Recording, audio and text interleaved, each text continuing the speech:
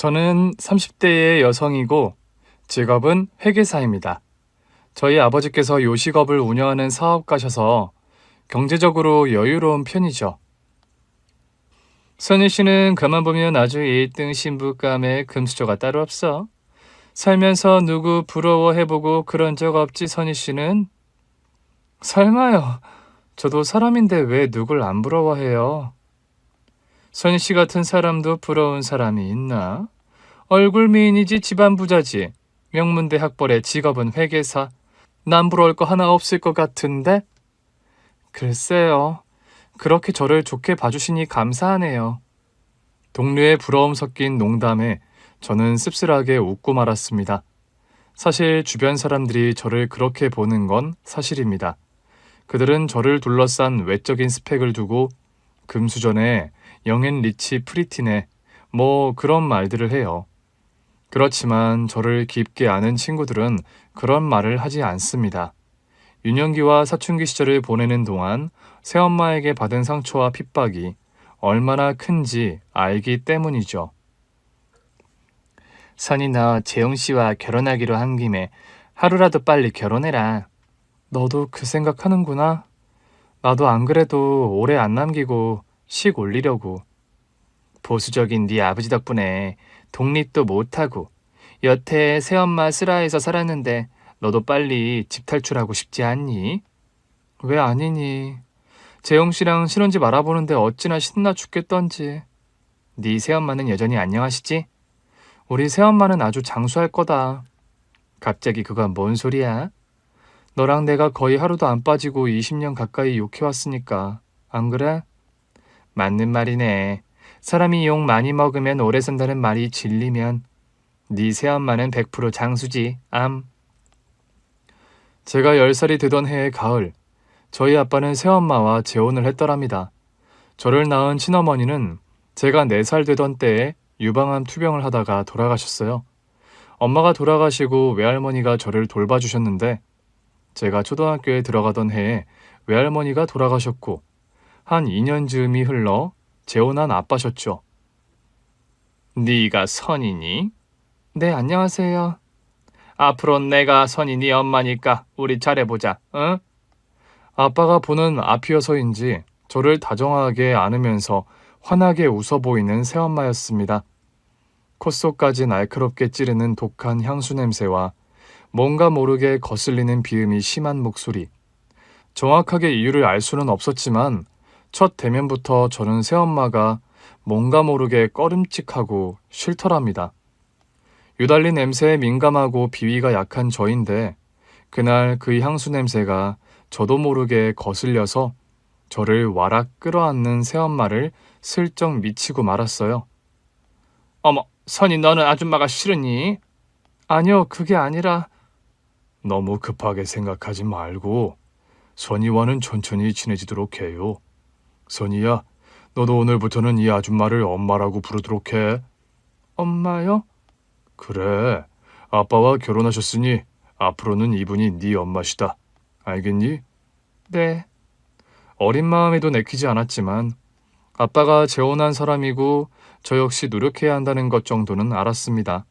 제가 천성이 좀 조숙하고 생각하는 게 어른스러운 편이란 말을 많이 들었어요. 엄마가 돌아가신 후 외롭게 살아오신 아빠고 새로 맞은 새엄마인 만큼 내키지 않아도 노력해보자. 어린 마음에 그런 생각을 했더랬죠. 어린 제가 그런 마음을 먹었던 것은 외할머니가 돌아가시기 전에 제게 남겼던 유언도 큰 역할을 했습니다. 임종을 얼마 남기지 않고 집에서 투병하시던 할머니께서 제 손을 잡고 앞마당을 산책하시면서 이 무화과 나무를 너희 엄마가 참 좋아했는데 엄마가 제일 좋아하는 나무가 이 무화과 나무였어요? 그렇단다.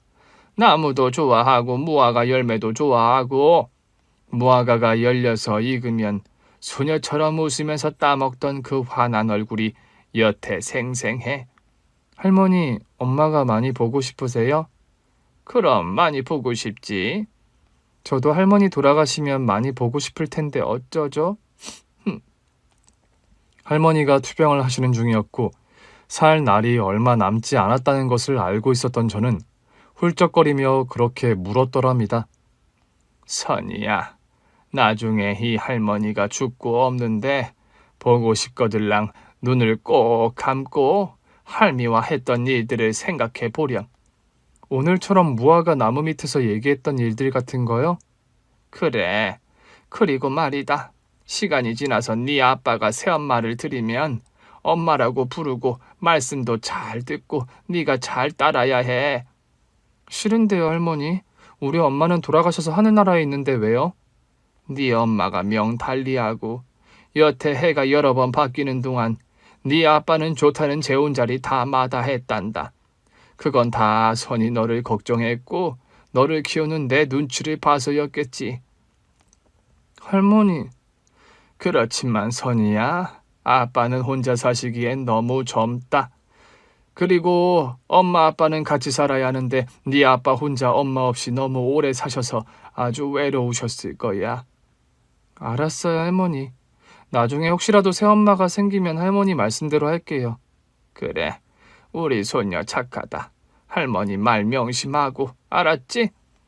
새끼손가락까지 걸면서 저에게 다짐을 받던 외할머니셨습니다. 돌아가신 외할머니와의 그런 약속이 있었기에 저는 내키지 않아도 새엄마가 온 첫날부터 엄마라고 부르며 저 나름의 노력을 하려고 했었죠. 그런데 아빠가 재혼하고 며칠 지나지 않은 어느 날이었습니다. 학교에서 집에 돌아와 방 안으로 들어갔는데 새엄마가 갑자기 제 장롱 깊숙한 곳을 뒤지더니 앨범 하나를 꺼내서 사진들을 골라내고 있는 겁니다. 엄마, 뭐 하세요? 선이 왔니? 다름 아니라 앨범 정리 좀 하고 있었어. 무슨 앨범 정리를 하시는데요? 옛날 사진들 보니까 네 엄마 사진이 많아도 너무 많더구나. 이제 이 집 안주인은 난데 옛날 사진들에서 네 엄마 사진들은 좀 정리를 하는 게 맞지 않겠어? 사정없이 앨범 속에서 엄마 사진을 꺼내더니 쓰레기통에 집어 던지는 새엄마였어요. 그 모습을 보고 이성을 잃고 폭발해버린 저였습니다. 지금 뭐 하시는 거예요? 아니, 왜 갑자기 소리를 지르고 난리니? 왜 제 허락도 없이 우리 엄마 사진을 함부로 버리냔 말이에요? 너 아까는 분명 나한테 엄마라고 하지 않았니? 단장 그만두세요. 이제 몇 장 남지도 않은 우리 엄마 사진을 왜 함부로 버리시는 건데요? 왜요? 저는 소리를 질렀고 그런 저의 따귀를 사정없이 올려 붙이는 새엄마였습니다. 어디서 쥐벼룩만한 게 엄마한테 소리를 고래고래 질러? 너, 네 죽은 외할머니한테 가정교육 그따위로밖에 못 배웠어? 왜 우리 돌아가신 외할머니를 욕하세요? 외할머니가 아줌마한테 욕먹어야 할 사람이 아니라고요. 저는 돌아가신 외할머니가 소환되는 것 자체가 너무 서럽고 분해서 소리를 질렀습니다. 왜? 네 외할머니 욕하니까 분해? 서러워? 분하고 서러워도 뭐 어쩔 건데. 네 외할머니는 이미 황천길 가서 네 편도 못 들어주고 네 목소리도 못 들어주는데, 어? 그런 말을 하면서 쟁글거리며 저를 노려보는 새엄마였습니다. 그 순간의 그 웃음과 눈빛, 저는 그 표정을 지금까지도 잊어버리지 못하고 있어요. 그날부터 저는 단 한 번도 새엄마를 엄마라고 불러본 적이 없습니다. 그날의 사건을 계기로 새엄마라는 여자는 저에게 평생 엄마 자격을 상실해버리고 말았으니까요. 앞으로 이 집구석에 네 친엄마 흔적은 먼지 한 톨도 용납할 수 없어. 알아들어?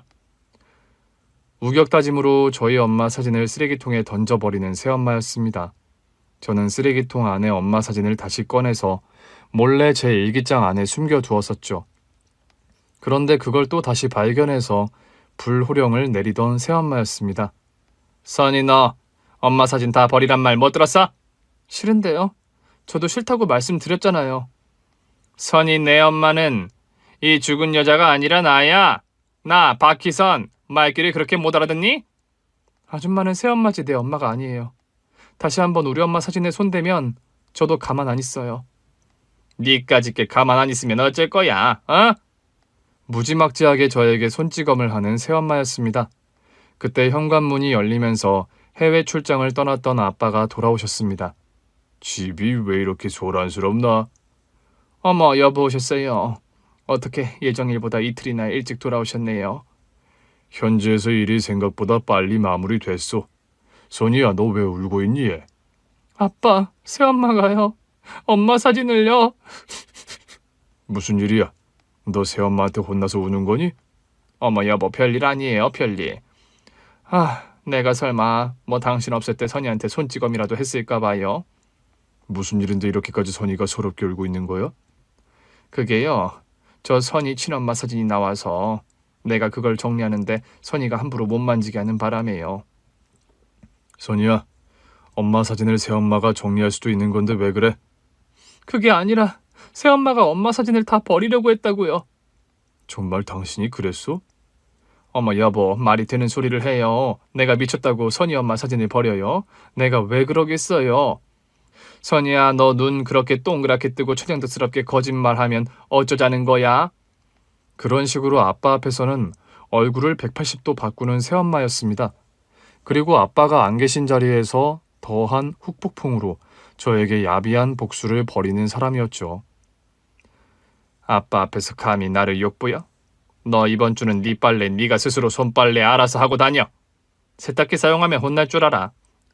아줌마, 선이 빨래 해주면 해고일 줄 알아요. 알아들어요? 그런 식의 피곤하고 저열한 복수가 돌아왔기에 아빠 앞에서 언젠가부터 저는 그런 이실직고 자체를 안 하게 되었습니다. 아빠와 재혼하고 나서 1년 후 새엄마는 여동생을 낳았습니다. 그 후론 의붓 여동생과 저에 대한 심한 차별이 계속되었죠. 아버지가 나름 성공한 요식업 사업가라서 저는 돈 걱정 같은 것은 하지 않고 풍족한 유년기와 사춘기를 보냈습니다. 그렇지만 장난감과 예쁜 옷이 넘치는 우리 집이 저에게는 언제나 지옥이었어요. 선이야, 너 왜 늘 학교가 끝났는데 집에 안 가고 남아서 숙제를 하니? 다른 애들처럼 숙제 안 해와서 벌 받는 것도 아니면서. 그냥 학교에서 숙제하는 게 집중이 잘 되어서요. 그래? 집에 공부방도 크게 따로 있다면서 특이하구나. 저는 학교에서 공부하는 게 더 좋아요, 선생님. 집에 가면 새엄마와의 날선 신경전이 늘 기다리고 있었고 저는 그래서 불어 학교에 남아 숙제를 하다가 제일 늦게 하교하곤 했더랍니다. 사모님, 말씀하신 침대 시트 꺼내왔어요. 이게 주희 거, 이게 선이 건가요? 그런데 선이 침대 시트가 색상이 너무 어두운 거 아니에요? 내가 불어 시트 그 색깔로 선이 거는 주문한 거예요. 선이가 쓰기엔 너무 색깔이 칙칙한 것 같은데. 주희 거처럼 선이 거도 핑크나 차라리 화이트가 낫지 않겠어요? 하얗게 해놔서 자꾸 때라도 타면 뭐? 아줌마가 매일 빨래라도 하게? 아니요, 그런 건 아니지만. 선이개는 성격이 덜렁대서 자꾸 뭘 흘리는 통에 침대 시트도 이런 어두운 색이 나아요. 그리고 선이 성격이 칙칙한데 지한테 딱 어울리는 색상이지 뭐, 안 그래요? 아주 작은 것에서부터 큰 것에까지 저를 그토록 싫어하고 박대하는 새엄마였습니다. 아줌마, 선이 빨래는 따로 분리해서 빨라고 한 거 명심해요. 사장님이랑 나 주희 빨래랑 섞이지 않게 해달라고요. 아니, 왜 선이 거만 그렇게 분리해서 빨라고 하세요? 선이가 무슨 전염병 있는 것도 아닌데요. 아줌마는 그렇게 센스가 없어서 어떻게 남의 집 가정부를 해요?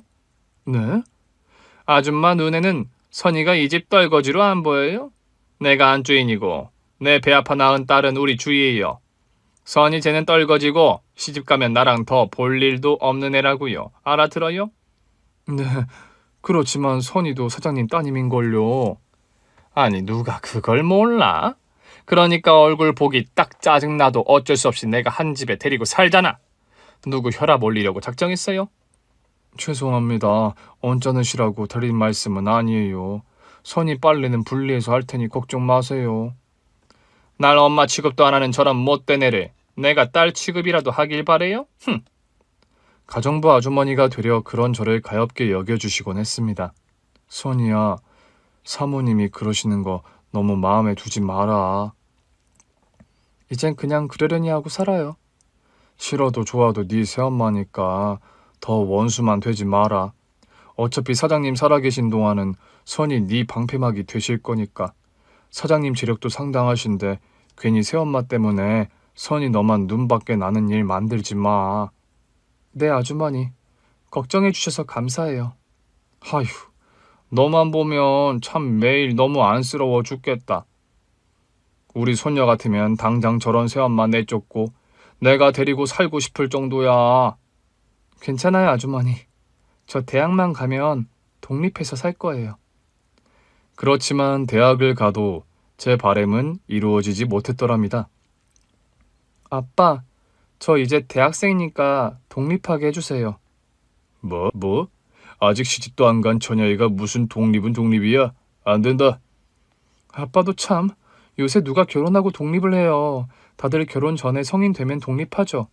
저 법적인 나이로 성인이고 학교랑 집이랑 멀어서 통학도 힘들고요. 네?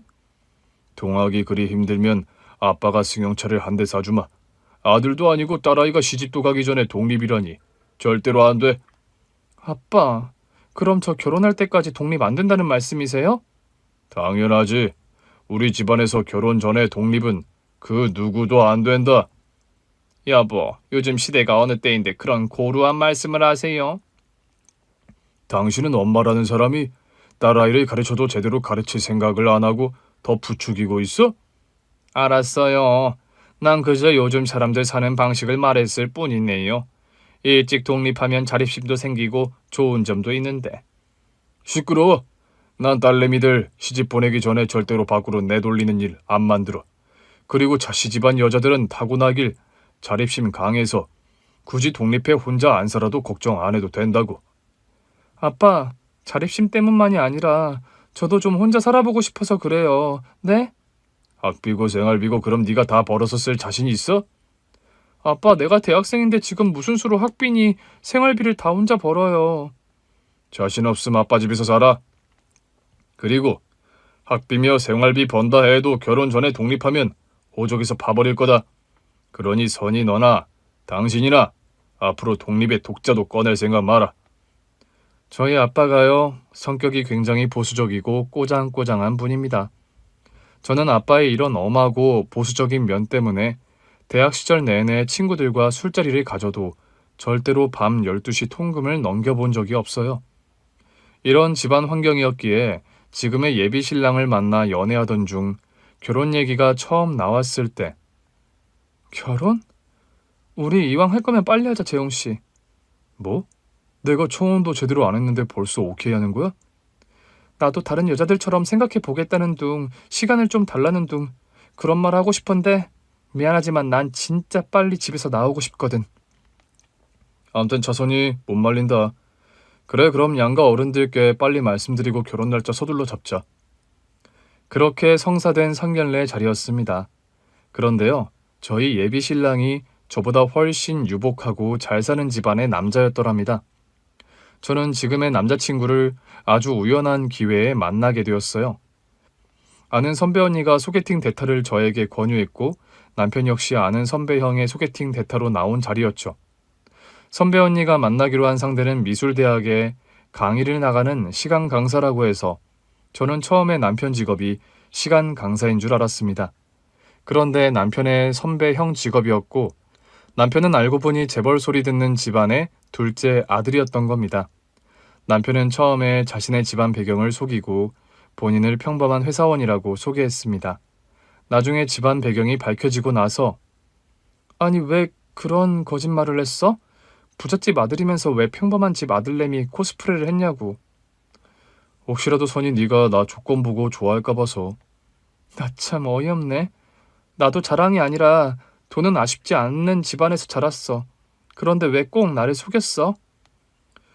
여태 만난 여자들이 너무 계산적이고 내 조건만을 봤거든.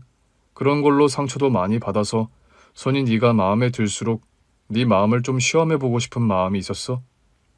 신랑은 연애 초에 돈에 쪼들리는 입사 초년생인 척 하면서 불어 데이트 비용을 저에게 내게 한 적도 많았습니다. 저는 사회생활을 일찍 시작한 제가 좀 더 데이트 비용을 내는 것도 나쁘지 않다 여겨서 이해하고 넘어갔었고요. 알고 보니 신랑 집안은 이름만 대면 업계 사람들은 다 아는 견실한 중견기업의 오너 가문이었고 신랑의 집안 배경을 들은 새엄마는 입에 개거품을 물면서 놀라는 겁니다. 아니, 선이 네가 어디서 그런 금수저를 다 만났니? 만나려고 한 게 아니라 어쩌다 보니 그렇게 됐어요. 거짓말 마라. 네가 무슨 드라마 속 여주인공도 아니고 그런 남자를 어쩌다 보니 턱턱 만나? 너 어디 결혼정보업체에 나 몰래 돈 갖다 바치고 소개팅했지? 제가 지금 노처녀도 아니고 결혼에 목맨 사람도 아닌데 제가 왜요? 암튼 남자 조건 안 보는 것처럼 내숭 떨더니 뒤로 호박씨 까는 데는 선수라니까. 어릴 적부터. 비아냥거리며 성결례 자리까지 따라온 새엄마였습니다. 그런 새엄마의 비아냥도 그냥 한 귀로 넘기자 하며 저는 상견례 장소로 갔습니다. 어차피 결혼하면 지긋지긋한 새엄마와의 동거도 끝이라 생각하니 마음을 비우는 게 예전보다 헐 수월한 게 사실이었죠. 그런데요, 상견례 자리에서 또 경악할 만한 행동을 하는 새엄마였어요. 상견례가 이루어지는 한정식 집에서 새엄마와 화장실에 같이 갔는데 거울을 보며 화장을 고치던 저에게 다가와 그런 말을 하는 새엄마였습니다. 어르신들에게 잘 보이려고 아주 용을 쓰는구나. 마스카라가 번져서 그래요. 아, 그러셔. 재벌가 며느리 되려고 바짝 긴장해서가 아니라? 대체 무슨 말씀하고 싶어서 그러시는 건데요? 너, 내 딸보다 좋은 곳 절대 시집 못 간다. 뭐라고요? 두고 봐라. 네가 주의 제치고 좋은 데 시집 가는 게 가능할지. 그런 되도 않는 소리를 하더니 저를 픽 째려보고 나가는 새엄마였습니다. 아나무인의 태도가 하루 이틀이 아닌 새엄마였기에 저는 또 저러는군 하고 한숨을 쉬며 따라 나갔어요. 식당 룸 안에 들어가 보니 저희 아빠는 잠시 화장실에 안 계시고 의분 여동생 선이와 시부모님 그리고 저의 예비 신랑이 앉아 있었습니다. 그런데 대뜸 그런 말을 하는 새엄마였어요. 사부인, 그런데 저희 둘째 주인은 어떠셔요? 네? 그게 갑자기 무슨 말씀이세요? 아니요, 다름이 아니라 우리 둘째 딸 주희가 의화여대 무용과서 한국무용을 전공하는 재원이랍니다. 내후년이면 벌써 졸업이고요. 네, 아주 훌륭한 따님을 두셨습니다. 제가요, 아주 깜짝 놀랄 만한 사실을 하나 말씀드려도 될까요? 무슨 일인데 그러세요? 한서방 사주랑 우리 주희 사주를 봤는데 글쎄 아주 하늘이 내린 찰떡궁합이라 나오지 않겠어요? 그게 무슨 말씀이십니까, 사부인? 선희와 재용이 사주를 보셔야지 왜 재용이랑 사돈 아가씨 사주를 봅니까? 제가 결혼 날짜 태길도 하고 궁합을 좀 본다고 찾아갔었는데 실수로 선희 사주가 아니라 우리 주희 사주를 봤지 뭐예요. 간드러지는 웃음을 지으며 특유의 그 비음 섞인 목소리로 되도 않는 말장난을 하는 새엄마였습니다. 시어머니와 시아버지는 당황한 기색을 감추지 못하고 난색을 표하셨죠. 그때였습니다. 식당 룸 문이 드르륵 열리며 서빙 아주머니 한 분이 들어온 것은요. 그리고 그 서빙 아주머니가 들어온 순간 저희 밉살스러운 새엄마의 인생은 아주 새롭게 다시 태어나고 말았죠. 대체 무슨 일이 있었길래 이런 표현을 하냐고요?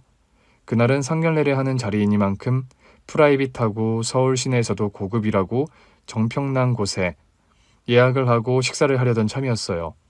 그런데 서빙 아주머니 한 분이 룸 안에 들어오자마자 새엄마를 보고는 따귀를 올려 붙이는 겁니다. 갑작스러운 서빙 아주머니의 행동에 모두가 경악할 만큼 놀란 게 사실이었습니다. 짝! 너 박말숙이 맞지? 창원서 커피숍 하던 그 꽃뱀 상간녀. 뭐라는 거야 이 아줌마가?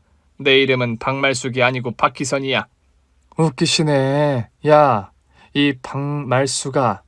너 이름 개명하고 얼굴까지 죄다 뜯어고치고 서울로 톡겠다는 말은 들었는데 아주 사는 꼴이 가관이구나? 아니 대체 누구신데 남의 집 상견례 자리에서 이런 실례를 범합니까? 어라, 여기 박말숙이 새남편 되시나 봐요? 박말숙? 여보세요. 우리 안사람 이름은 박말숙이 아니라 박희선입니다. 사장님, 참 이런 자리에 민폐 끼쳐 죄송한데요. 한 집안을 말아먹은 아주 악마 같은 상간녀인데다 집 한 채 값 갯돈 들어먹고 도망간 사기꾼 개주라는 거 알고나 계셨어요? 그게 대체 무슨 되도 않는 말입니까? 되도 않는 말인지 아닌지는 경찰서 가보면 아실 거예요. 말수가, 너 얼굴은 뜯어고쳐서 좀 달라졌는데 그 홍홍거리는 비음은 아주 여전하다 여전해. 사람 잘못 봤어요. 당장 나가요. 그래, 나가긴 해야 할 거야. 룸 밖에서 네 목소리 듣는 순간 나 바로 경찰서에 신고했거든. 말수가, 지난 20년 참 너 꽁꽁 숨어서 잘 살았다? 남의 돈 떼어먹고 남의 멀쩡한 집안 와이프 화병 나 죽게 만들어 놓고 너는 두 발 뻗고 잠이 잘 오디? 뭐라고요? 영미 언니가 죽었어요? 그래. 네가 우리 형부랑 눈 맞아 야반도주 쇼하다 잡혀오고 형부 예금 통장 돈까지 홀랑 말아먹고 그 돈 우리 첫째 조카 미국 유학 자금이었어. 조카 유학 물 건너가고 우리 언니 화병으로 중풍으로 쓰러지고. 거짓말이죠. 말수가, 나도 지금 내가 씨부리는 이 끔찍한 과거가 제발 다 거짓말이었으면 좋겠다. 그런데 어쩌니 네가 한 가정 파탄 내서 그 집 와이프 화병으로 죽게 만든 거, 집 한 채 값 개돈 들어먹고 도망간 사기꾼 괴주라는 거 다 팩트인데. 그날의 상견례는 아주 엉망진창으로 끝나고 말았습니다. 실랑이가 한참 이뤄지는 와중에 경찰차가 도착했고 수갑까지 채워져서 새엄마는 경찰서에 연행되었어요. 두 분께 정말 죄송합니다. 저희도 안사람에게 이런 일이 벌어질 줄 예상 못하던 일이라 몸둘 바를 모르겠습니다. 아닙니다. 선희 새어머니 얘기는 조금 들어서 저희도 알고 있어요. 아이들 결혼이야 원래 결정된 바니 오늘은 일단 돌아가셔서 집안 문제부터 정리를 하셔야겠네요. 개념치 마십시오, 사돈어른. 우리는 선이 하나 보고 결혼 승낙한 거지 새엄마 자리 보고 결정한 게 아닙니다. 사돈어른도 점잖고 바르신 분이란 거 저희 다 알고요. 그런 말로 저희 아빠를 안심시켜 주시는 시아버지셨습니다. 저는 아무리 새엄마라지만 그날의 사건이 너무 창피한 것이 사실이었죠. 자기야, 미안해. 오늘 같은 날 우리 새엄마 때문에 이런 일이 벌어질 거라곤 꿈에도 생각 못했네. 그런 말 하지 마. 무엇보다 제일 놀란 거 선이 너랑 아버님일 텐데 얼른 돌아가서 마음 잘 추스르게 위로해드려. 이 사태가 내가 위로해서 해결될 사이즈의 사태가 아니지 싶네. 제 말 맞다나 사태의 심각성은 예상보다 더 끔찍했습니다. 저희 새엄마가요, 원래 지방에서 무슨 피아노 학원을 하다가 성경했다고 말을 했었습니다. 그런데 이제까지 저와 아빠에게 말했던 과거가 모두 거짓이라는 걸 알게 된 거죠. 그날 식당에서 서빙하시던 아줌마는 저와 아빠에게 새엄마의 과거를 낱낱이 까발겨 주더군요. 사장님, 멀쩡하신 분이 왜 저런 사기꾼 여자와 결혼한 거죠? 저는 지금 그쪽 말을 들으면서도 도무지 믿기지 않네요. 저희 집사람 과거라는 게. 뭐 믿기 싫어도 이제 다 믿으실 수밖에 없을 겁니다. 저 말고도 그 당시에 돈 사기당한 사람들이 속속들이 창원에서 올라오는 중이니까요. 서빙 아줌마에게 듣게 된 새엄마의 과거는 아주 화려하기 짝이 없었습니다. 사장님, 우리 언제 살림 합쳐요? 집사람이 이혼을 해줘야 합치든 말든가 할 거 아니야. 나는 사장님만 목에 빠져라 기다리는데 나는 불쌍하지도 않죠. 아니, 말숙이 왜 또 그 얘기만 나오면 울고 그래? 저는 오매불망 사장님만 보고 사는데 사장님은 본처랑 정리할 생각도 안 하니까 그렇죠. 나는 뭐 가지고 노는 장난감인가요? 무슨 말을 그렇게 하나, 말숙이. 듣는 사람 서운하게. 그럼 사장님께서 저를 생각한다는 증거라도 보여주시든가요? 내가 어떻게 하면 믿겠어? 내가 하라는 대로 다 하실 거예요, 그럼? 간이라도 빼어달라면 빼어줄게. 말숙이가 원하는 거면. 그럼 저랑 며칠만 야반 도주해요, 우리. 그리고 우리 엄마 병원비랑 나 사는 집 대출금 그거 좀 해결해주고요. 네? 알았어. 그거 2개만 들어주면 내 진심 믿는다는 거지? 그거 2개면 충분해요. 사장님 진심 믿는데에. 온갖 교태와 환심으로 그 유부남에게 거액의 현금을 지원받은 새엄마였습니다. 그런데 하필 그 돈의 출처가 유부남 장남의 미국 유학 자금이었죠. 당신 우리 세환이 유학 자금 어디다 갖다 썼어요? 당신이 그건 알아 뭐하게? 예편네가 왜 이리 목소리는 또 커? 지금 내 목소리 큰 게 문제야? 예금 통장에 돈 홀랑 뽑아서 또 그 커피숍 옆편네 갖다 줬지. 그게 뭔 소리야? 내가 모를 줄 알아? 커피숍 그 여자 갑자기 외제차 뽑고 없던 명품백이 5개나 생겼다고 동네에 소문 다 났어. 커피숍 장사가 잘 돼서 샀나 보지. 옆에 애들이 방구석에서 할 게 없으니 괜한 질투들이나 하고 앉았고 말이야. 동네가 다 소문나게 그 여자랑 바람피고 며칠 소리 소문도 없이 여행 다녀온 주제에 뭐? 당신 애들 보기 부끄럽지도 않니? 그러니까 제발 이혼해 달라고. 당신도 이러고 사는 거 구질구질하지도 않냐? 내가 누구 좋으라고 이혼해 주는데? 그래 좋아, 이혼해 줄게. 대신 우리 세환이 유학자금 도로 뱉어내라고 해. 그 돈 돌려받으면 이혼해 줄 테니까. 이 옆에 내가 정신 나갔어? 이 야밤에 어딜 간다는 거야? 당장 가서 그 꽃뱀 머리채 휘어잡고 우리 금쪽 같은 아들내미 유학자금 도로 찾아오려고 한다. 왜? 당신 거기 커피숍 얼씬만 해봐. 내가 가만두나? 가만 안 두면 어쩔 건데? 어쩔 건데? 이놈의 옆에 내가 정신이 나갔나? 몸싸움을 벌이던 끝에 악 소리를 지르며 쓰러진 본초였다고 합니다. 쇼크성 뇌출혈로 자리에 쓰러진 그 본초라는 여자는 중환자실서 투병 끝에 의식을 찾았지만 반신불수의 몸이 되어버렸다는 겁니다. 우리 언니가 그 일이 있고 나서 충격으로 반신불수가 됐어요. 그 이후로 고통스럽게 투병하다 화병이 악화돼서 결국 3년도 안 돼 명을 달리했고요. 그 상간녀가 그럼 제 집사람이란 말씀입니까? 박말숙에서 박희선으로 개명하고 성형수술까지 했지만 그 홍홍거리는 비음 섞인 콧소리, 제가 그 몸소리 쳐지는 목소리를 지난 20년간 하루라도 있는 줄 아세요? 재판 과정이 이어지고 지방에서 새엄마에게 사기당한 피해자들이 속속들이 등장하며 아빠는 새엄마의 추악한 과거를 인정할 수밖에 없게 되었습니다. 동사무소에 확인해 본 결과 새엄마가 박말숙에서 박희선으로 개명한 시기도 지방에서 사기를 치고 상경한 시점과 일치했지요. 내가 믿고 평생 살려고 한 동반자가 저런 여자였다니. 평소 보수적이고 융통성 없을 정도로 거짓말을 혐오하는 아빠셨기에 새엄마에 대한 실망감과 절망은 이루 말할 수 없었습니다. 유부남 홀려서 가정 파탄 낸 것도 모자라 그 동네 사람들 갯돈을 대체 얼마나 해먹고 도망간 줄 아세요? 집 한 채 값에 갯돈을 사기치고 도망간 데다 그 일 말고도 돈 가지고 여러 명에게 사기친 전적이 굴비 엮듯이 계속해서 밝혀지는 바람에 새엄마는 교도소 신세를 면하지 못하게 되었습니다. 법원에서 형 집행이 발표되던 날이었어요. 당신 어떻게 그 긴 시간 동안 나를 감쪽같이 속였어? 미안해요, 여보. 처음부터 속이려던 건 아니었어요. 돈 사기친 것도 그렇지만 어떻게 멀쩡한 남의 가정을 그렇게 파탄낼 생각을 했어? 여보, 그건요, 다름이 아니라. 제발 변명 같은 거 할 생각하지 마. 그 집의 아내였다는 여자는 충격으로 쓰러져 반신불수로 투병하다가 명을 달리했다는데 당신은 하늘이 무섭지도 않나? 여보, 내가 잘못했어요. 제발 용서해 주세요. 네. 엉엉 울면서 두 손이 발이 되도록 아빠에게 비는 새엄마였습니다. 당신을 용서하는 길은 하나야. 앞으로 2번 다시 나와 선희 앞에 안 나타났으면 좋겠군. 여보. 우리 선희가 당신 때문에 마음고생하는 거 알았을 때도 당신을 아내로 선택했기에 눈 감고 넘어갔었소.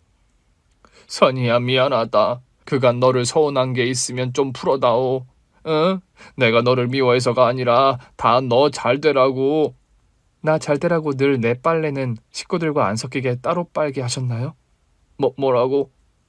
나 잘 되라고 내 침대 시트만 칙칙한 색깔로 불어 고르셨냐고요?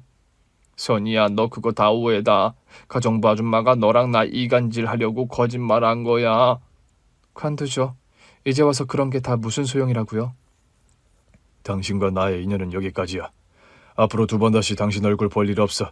판결 떨어졌으니 교도소 가서 죗값 잘 치르고 나와. 새엄마는 법의 심판을 받게 되었고 중형의 실형을 선고받았습니다. 새엄마가 교도소에 간 뒤에 아빠만큼 충격을 또 많이 받은 사람이 의붓 여동생 주희였습니다. 아빠, 저 유학 가고 싶어요. 갑자기 유학이라니 무슨 소리야? 갑자기는 아니에요. 원래 한국무용 전공했지만 제가 무용을 계속할 수 있다는 확신이나 자신감도 없고요. 그래도 졸업은 해야지. 어렵게 들어간 대학인데. 아빠, 요즘은 대학 졸업장이 필수인 시대도 아니잖아요. 들어간 대학이니까 졸업하는 게 의미도 없는 것 같고요. 유학 가서 뭐 하고 싶은 건 있고? 저 일단 한 반년만 생각 없이 여행 좀 다니고 싶어요. 여행 다니면서 엄마에 관해서나 제 진로에 관해서 좀 심각하게 진지하게 다시 생각하고 싶어요. 아빠는 허락을 하셨고 새엄마 일로 여러 가지 충격을 받은 주인은 제 결혼식이 있기 전에 출국을 했습니다. 언니, 결혼식 못 보고 가서 미안해. 아니야, 네 심정 지금 이해 못하는 바도 아니야. 언니, 지난 20년 우리 엄마 때문에 마음고생 많았지? 이제 와서 그런 얘기하면 뭐하니? 그리고 새엄마와 나의 갈등이었지. 주인 너는 잘못 없어. 아니야, 방관도 잘못이야. 지난 시간들 돌이켜보면 엄마랑 내가 언니한테 참 못할 짓 많이 했어. 주희야, 난 너한테 마음에 맺힌 거 없어. 그런 내가 언니한테 좋은 동생이어서가 아니라 우리 엄마한테 워낙 맺힌 게 많아서겠지. 나 사실 다 알고 있었어. 무슨 말이니 그게? 우리 엄마가 언니 싫어하는 거. 교묘하게 아빠 몰래 언니 괴롭히고 티 안 나게 예민한 부분들에게 언니 상처 주고 나랑 차별하는 거. 그건 새엄마 잘못이지 네 잘못은 아니잖아. 아니야, 어렸을 때라면 모를까. 커서는 나도 알면서 묵인하면 안 됐던 거였어. 미안해, 언니. 엄마가 잘못하는 거 알면서도 모른 채 해서. 주희야, 우리 엄마 죗값 몰아서 치르는 거라고 생각해. 그런데도 난 100%속 시원할 수는 없어. 물보다 피가 진하다더니. 엄마 끔찍한 과거 알게 되고 나서 나 너무 솔직히 괴로워. 그건 새엄마가 저지른 잘못이지 네가 저지른 잘못이 아니야. 그래도 괴로워. 아빠 보기도 언니 보기도 창피하고. 이런 내 심정 언니는 이해가? 그런 말을 하면서 눈물을 글썽이는 주희에게 저는 아무런 말을 해줄 수가 없었습니다. 이해가 안 가는 바는 아니었어요. 제가 주희 입장이었다 해도 마음이 많이 괴로웠을 겁니다. 남들이 다 손가락질하는 죄를 저지른 사람이 엄마라면, 나를 낳아준 친엄마라면, 손가락질 받는 죄를 지었음이 분명함에도 그 사람이 친엄마라면 남들과 똑같이 손가락질도 못하는 게 주희 입장일 거니까요. 언니 결혼식은 보고 가는 게 좋을까? 나 솔직히 고민 많이 했는데 내가 참석 안 하는 게 언니한테도 나을 것 같다는 판단이 들더라. 주희야, 무슨 말을 그렇게 하니? 언니야, 엄마한테 의붓딸이지만 난 또 아니잖아. 내가 언니 결혼식에 참석하면 우리 엄마 부끄러운 과오 들추는 일밖에 안 되겠더라. 그런 말이 어딨니? 새엄마는 새엄마고 넌 너야. 누가 뭐래도 넌 내 동생 차주희야. 그래도 언니가 그렇게 말해주니 고맙다. 아빠가 엄마랑 이혼 접수한 마당에 이제 언니가 날 다시 안 봐도 난 할 말이 없었는데. 널 안 보고 살다니 그게 무슨 되도 않는 소리야. 우리 엄마가 언니한테 못되게 굴었고 진짜 못된 사람이라는 거 입증됐으니까. 아빠랑 엄마 이혼해서 남남인데 언니랑 나도 이제 남남일 거라 그렇게 생각했어. 그런 말을 하며 오열하는 동생이었습니다. 저는 흐느껴 우는 동생 주희를 꼭 안아주었더랍니다. 주희야, 쓸데없는 소리 마라. 엄마도 아빠도 상관없이 넌 그냥 내 동생 주희야. 아빠가 같은데 너와 내가 자매라는 사실이 어떻게 변할 수 있어? 언니 고마워. 날 내치지 않아줘서. 주희는 반년 가까이 배낭여행을 했고 그 후에 미국으로 유학을 떠났습니다. 심리 상담을 전공하고 싶다며 그곳의 대학에 새로이 입학한 주희입니다. 저는 남자친구와 무사히 결혼식을 올렸습니다. 혼주석에는 엄마 빈자리가 빈 상태로 아빠 혼자서 혼주석을 지키셨죠. 우리 신혼집 말이야. 우리 둘이 살기에는 좀 크지 않아? 갑자기 그게 무슨 말이야, 재웅씨? 우리가 이세 나을 생각해서 큰 집 얻기는 했지만 둘이서 너무 큰 집에 사는 거 좀 썰렁할 것 같아서 말이야. 하고 싶은 말이 뭔데 그래서. 아버님, 우리가 모시고 살자. 우리가 결혼 전에 하필이면 그런 일이 발생해서 혼자 지내시잖아. 자기 정말 우리 아빠 모시고 살아도 괜찮겠어? 난 아버님이랑 코드도 잘 맞고 얼마든지 오케이야. 아버님만 오케이 하신다면. 고마워 자기야. 이렇게까지 세심하게 배려해주다니. 저절로 시집 잘 왔다는 생각이 들지? 응, 진짜로 나 시집 잘 왔다. 그런데 어머님 아버님은 아셔? 당신 이런 결정한 거 말이야. 엄마 아빠 다 알고 계셔. 흔쾌히 허락하셨고 내 식구 북적거리며 살다가 일이 이렇게 돼버려서 혼자 지내시게 하는 건 아닌 것 같다고 모시고 사는 거 잘한 결정이라고 하셨어. 그렇게 해서 저는 신혼여행을 다녀온 뒤 신접 살림을 아빠를 모시고 시작하게 됐습니다. 아빠, 저 사실 독립하려고 빨리 결혼한 건데 또 아빠랑 한 집에 살고 있네요. 뭐라고? 너 설마 진짜 독립하고 싶어서 결혼 빨리 결정한 거야? 아빠가 하도 엄하셔서요. 저 대학 다닐 때도 통금 시간 지키느라 애들이랑 술도 제대로 못 마셨다고요. 그래서 뭐 후회되냐? 아빠랑 같이 살기로 한 결정? 아니요, 아빠. 너무 좋다고요. 시집 와서도 아빠랑 한 집에 살게 돼서요. 아버님, 진짜 선이 통금 시간이 12시였어요? 그랬지. 그거 당연한 거 아니냐? 자정 넘어 돌아다니는 게 위험하기도 하고 말이지. 그럼요. 정말 좋은 가치관이십니다. 저도 딸 낳으면 통금 시간은 칼같이 지키도록 명하겠습니다. 역시 한서방하고는 말이 잘 통한다니까. 뭐라고요? 요즘 시대가 어느 때인데 벌써 통금을 정하겠다는 거예요. 아버님, 저는 통금 11시로 하겠습니다. 밤에 위험하게 돌아다녀서 좋을 게 뭐 있어요? 나도 대찬성이네 한서방. 아휴, 정말 아빠가 보수적이다 했는데 이 사람은 더하네요, 더해. 내가 실은 선이 엄마 임종 직전에 한 약속이 있었어. 무슨 약속을요? 그 사람이 4살배기 딸 혼자 두고 떠나며 걱정이 많았는지 우리 선이 잘 지켜줘요. 곱게 잘 키워줘요. 그런 말 남기고 떠나더랬지. 돌아가신 장모님이 그런 말씀을요? 집사람 그 말에 고개를 끄덕이면서 약속을 했는데 그 약속이 평생 내 가슴에 박힌 엄청난 무게의 책임감이랄까? 그런 게 있었지. 아버님, 그래서 더 집사람에게 엄하게 하셨어요? 이제 와서 하는 소린데 안 그랬단 말은 못하겠네. 아내 없이 혼자 엄마 역할, 아빠 역할 다 하면서 딸내미 지키려다 보니까 그런 규율 같은 거 더 철저하게 통제하게 되고 그런 면이 있었지. 남편 앞에서 처음으로 듣게 된 아빠의 진심이었습니다. 유달리 통금 시간이나 위험한 장난 같은 걸 못하게 하던 아빠셨죠. 심지어 저는 다리에 흉터가 생길지도 모른다고 그 흔한 자전거나 인라인 스케이트도 타보지 못했어요. 아빠, 그래서 저 자전거나 스케이트도 못하게 하셨어요?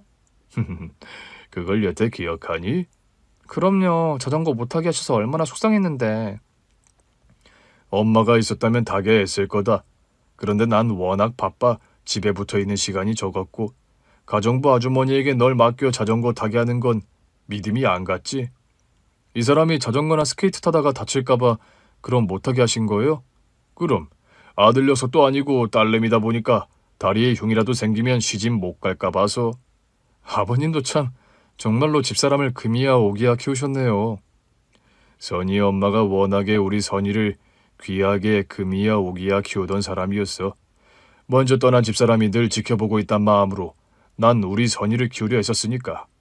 장인어른 존경합니다. 집사람을 이렇게 귀하게 예쁘게 키워주셔서 감사하고요.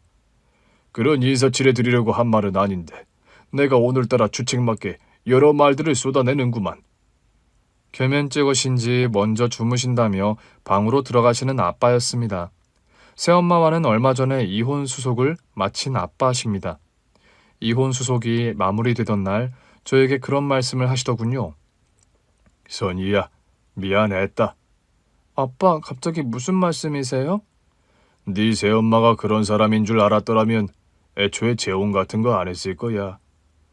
아빠, 그런 말씀 마세요. 이제 다 지난 일인걸요. 마음으로는 네가 행복하지 않다는 거 알고 있었다. 새엄마 그늘에서 네가 행복하지 않다는 거 알면서도 이미 일군 가정이고 주의가 있어서 물을 수도 없었어. 아빠, 그게 갑자기 무슨 말씀이세요? 너와 새엄마 사이를 중재할 자신이 없어서 방관했다는 게 어찌 보면 맞는 말이지. 그냥 너도 새엄마도 반씩 참아주기를 바랬달까. 아빠 입장에서라면 어쩔 수 없으셨을 거예요. 그건 아빠 원망 많이 했지? 아니에요, 아빠. 지난 일이고 저도 결혼해서 가정 꾸려보니까 점점 더 아빠 입장 이해가 가요. 지난 시간 동안 네가 크면서 알게 모르게 나 몰래 받은 상처들, 그걸 다 어떻게 하루아침에 잊으란 말이야 하겠니? 저 다 잊었어요, 아빠. 고맙구나. 말이라도 그렇게 해주어서. 그런 말씀을 하시며 눈시울을 붉히는 아빠였습니다. 며칠 후 아빠와 남편의 손을 나란히 잡고 저희 친엄마가 잠들어 계신 묘소를 찾았습니다. 생전 엄마가 좋아하시던 안개꽃 한 다발을 한아름 사들고 묘소를 찾은 아빠셨죠. 선희 엄마, 그간 잘 지냈어? 굵은 눈물을 뚝뚝 흘리며 엄마의 무덤에 진설하는 아빠셨어요. 엄마, 오늘은 제 신랑도 데리고 왔어요. 결혼식 하기 전에 한번 찾아뵀었는데 오랜만이죠? 남편과 제가 절을 하고 아빠도 엄마 무덤에 절을 올렸습니다. 진설이 끝나고도 한참을 엄마 무덤가에서 말없이 착잡한 표정으로 앉아 계신 아빠였습니다. 새엄마와 살 때도 1년에 한 번 아빠와 둘만의 데이트를 하는 날이 엄마의 제삿날이었어요. 외가 이모댁에서 하던 엄마 제사에 가기 전 아빠는 늘 제 손을 잡고 엄마 무덤을 찾곤 하셨습니다. 어릴 적에는 그 1년에 단 하루 아빠와의 단 둘이서의 데이트가 참 그렇게 좋을 수가 없었죠. 반백의 노인이 된 아빠를 모시고 남편과 함께 엄마 무덤을 찾은 지금 감회가 복잡한 것이 사실입니다. 엄마, 사필 규정이라 했던가요? 저를 그렇게 괴롭히던 새엄마는 지금 교도소에 있고 아빠와는 이혼을 했어요. 아빠는 지금 엄마께 속으로 무슨 말씀을 하고 계신가요? 아빠가 뭐라고 말씀하시건 간에 엄마가 부디 아빠에게 괜찮다, 당신 수고했다, 이만하면 우리 선이 키우느라 고생 많았다, 그런 말씀 해주시길 간절히 바라봅니다.